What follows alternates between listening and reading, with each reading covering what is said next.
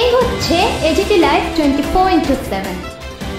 ये है AGT live 24/7। This is AGT Live 24/7। প্রাথমিক কমিটি মজবুত করে নারীদেরকে নিয়ে তাদের সমস্যাগুলো। পূর্ণিমা সিনহা 82 বছর বয়স। আমরা যখন নারী আন্দোলনের কর্মী সংগঠনের প্রথম আসি, তখন পূর্ণিমা সিনহাকে রাজ্য কমিটির সদস্য হিসাবে দেখেছিলাম। পূর্ণিমা সিনহা জনপ্রিয়তা ছিল অসাধারণ। যারা কৈলাসহর মহকুমা থেকে এখানে এসেছেন বা বর্তমানে ভাগ হবার পরে কুমারঘাট, তারা জানবেন যে সকলের মধ্যেই পূর্ণিমা সিনহার গ্রহণযোগ্যতা ছিল। এখন 82 বছর বয়সে তার মৃত্যু হয়। তার সেই আগের চলৎ শক্তি বা ঘুরে কাজ করার ক্ষমতা নাই, বিছানায় শয্যাশায়ী ছিলেন। তারপরেও তার বাড়িতে একটা লাল পতাকা তিনি এনে রেখেছিলেন। মৃত্যুর পরে যেন এই লাল পতাকাটা তার শরীরটাকে ঢেকে দেয়।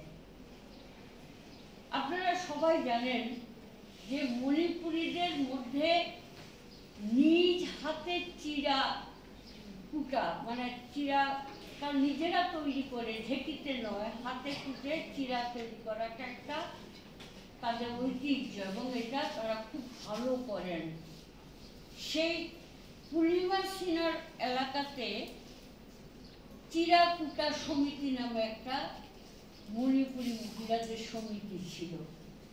এটা কেউ রেজিস্টার্ড সংগঠন না, এটা এমনিতেই চিরাকুটা সমিতি, অর্থাৎ গ্রামের সমস্ত পাড়ার মহিলারা মিলে এক জায়গায় বসে গান করতেন, চিরা কুটতেন, হাসি ঠাট্টা গল্পেতে সেখানে কাটাতেন। আরেকটা সমিতি ছিল, সংগঠনগুলোর সঙ্গে যুক্ত ছিলেন কিনা সেটা বড় কথা নয়, তিনি এই সংগঠনগুলোর অভিভাবিকা ছিলেন। তাদের আড্ডার আসরে, চিরাকুটার আসরে অথবা তাঁত বানানোর আসরে পূর্ণিমা সিনহা সেখানে নিয়তই হাজির থাকতেন।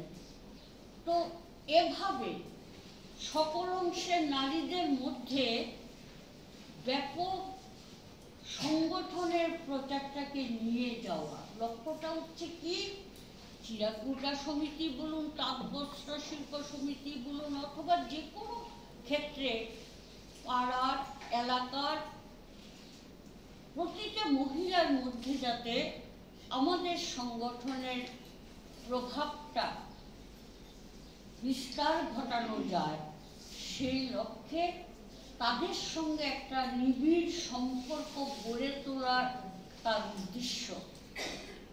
তা আমরা যখন ছাত্র আন্দোলন ছেড়ে নারী আন্দোলনে আসি, সেই সময়টা 70-এর দশকে গোটা রাজ্যে প্রচন্ড দুর্ভিক্ষজনিত পরিস্থিতি, কাজ, খাদ্য, পানীয় জল, বিদ্যুৎ, এগুলোর এত সংকট, গ্রাম পাহাড়ে মৃত্যুর মিছিল চলছিল। আশ্চর্যজনকভাবে আপনারা শুনলে অবাক হয়ে যাবেন, জননেতা বৈদ্যনাথ মজুমদার একদিন গল্প করছিলেন যে কৈলাসহরের শ্মশানে, একটা শ্মশানে পানীয় জলের ব্যবস্থা করা, গ্রামের চিকিৎসা ব্যবস্থা কিছু ছিল না সেই সময়। এইগুলোর দাবিতে গোটা রাজ্যে আন্দোলন গড়ে উঠেছিল, বিশাল আন্দোলন, জেল ভরো, আইন অমান্য, তারপরে নানা ধর্ণা, রাতের পর রাত ধর্ণা, ব্লক অফিসে, এসডি অফিসে। সেই সময়ে কৈলাসহরে, শুধু কৈলাসহর নয়, সারা রাজ্যে বিশালগড়ে, আপনারা জানেন বিশালগড়ে ব্লক অফিসের সামনে যখন ধর্ণা হয়, তখন আগরতলা থেকে গুন্ডারা এই বনমালীপুর স্ফুলিঙ্গ ক্লাব থেকে সমীর বর্মনের প্ররোচনা সমস্ত সেখানে গিয়ে মেয়েদের উপরে রেপ করে, এই গণ্ডগোলকে ধাওয়া করে মেয়েরা গিয়ে বিশালগড়ে ব্রিজের নিচে আশ্রয় নেয়। সেই ব্রিজের নিচে গিয়ে গুন্ডারা মেয়েদের রেপ করে। অনেক ঘটনা সেই সময়কার। তো পূর্ণিমা সিনহা তারা সেই সময় থেকেই, আমি প্রসঙ্গটা টানলাম এই কারণে, তাদের কাজের পরিধির সময়সীমাটা, তারা সেই সময় থেকেই পূর্ণিমা সিনহারা কাজ করে আসছিলেন।